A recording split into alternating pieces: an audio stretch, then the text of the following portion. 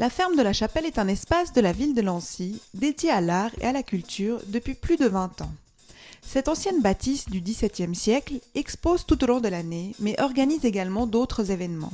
L'idée étant d'attirer évidemment les gens intéressés par l'art, mais aussi d'attirer les gens par d'autres biais, c'est-à-dire par les concerts, donc par la musique, par les contes. Donc amener aussi des gens qui seraient intéressés par d'autres choses et qui découvrent l'art, et vice-versa.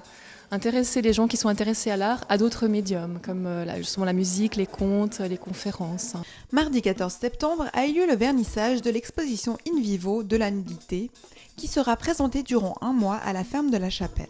On a donné carte blanche à des artistes, 15 artistes, qui ont eu pendant une semaine la possibilité de travailler à partir de modèles vivants, dans un endroit qui est magnifique, qui sont les ateliers de la Poudrière à Seyssel, qui sont les ateliers de Mireille Fulpius, qui est une artiste qui a aussi exposé à la ferme de la Chapelle d'ailleurs il y a longtemps.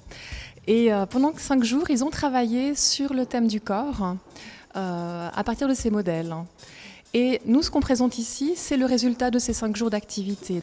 L'intérêt d'un tel projet réside dans la spontanéité et la rapidité imposées par la durée limitée du séjour, au terme duquel les œuvres ont été directement amenées à la galerie, permettant ainsi aux spectateurs d'observer de près le processus de création. C'était aussi l'idée de montrer aussi la genèse d'une œuvre d'art, parce que ça commence toujours par l'ébauche. Et donc c'était un autre aspect de l'art qu'on voulait montrer ici. La démarche est venue d'eux, donc c'est les ateliers, l'association des ateliers Portes Ouvertes, donc Karine Kleinberg, qui est venue nous voir avec cette idée. Donc elle organise chaque année les ateliers Portes Ouvertes à Genève, et elle est venue nous voir avec ce projet de trouver comme ça des artistes qui seraient d'accord de participer à ce workshop, en tenant compte qu'il y a des artistes qui n'ont pas envie de se retrouver comme ça en huis clos pendant quelques jours. Donc il a fallu aussi trouver des artistes qui ont bien voulu jouer le jeu. Les idées maîtresses de ce projet sont l'ouverture et le décloisonnement du travail des artistes qui œuvrent généralement dans l'intimité de leur atelier. C'est vrai qu'actuellement, on parle beaucoup de travailler ensemble, de rompre un peu les disciplines, de se retrouver, de faire des réunions, etc., même dans les entreprises.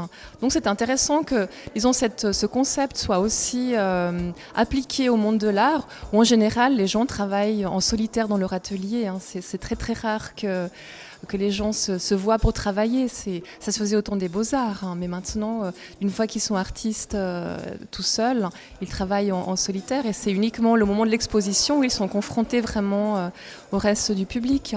L'objectif étant qu'ils puissent mettre en commun les moyens matériels propres à leur expression respective afin d'augmenter les capacités créatrices et évolutives de chacun. Alors ça aussi, c'est intéressant de voir la diversité de tous ces artistes, parce que c'est vrai que chacun a continué son propre style. Le sujet est toujours le même, c'est toujours les mêmes modèles qui sont présents, mais tout le monde y a apporté ce qu'il pensait en fait. Ce qu'on a ressenti déjà sur place, c'était qu'il s'était passé quelque chose. C'est-à-dire qu'entre eux, on sentait qu'il y avait des liens qui s'étaient créés. Il y a une amitié comme ça qui sont créées entre certaines personnes.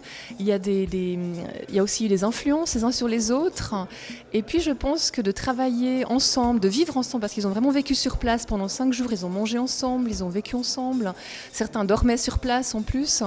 Donc ça a créé d'autant plus, disons, des liens profonds. Et on les a ressentis quand on est allé, on avait l'impression, je sais pas, une retraite presque spirituelle à quelque part.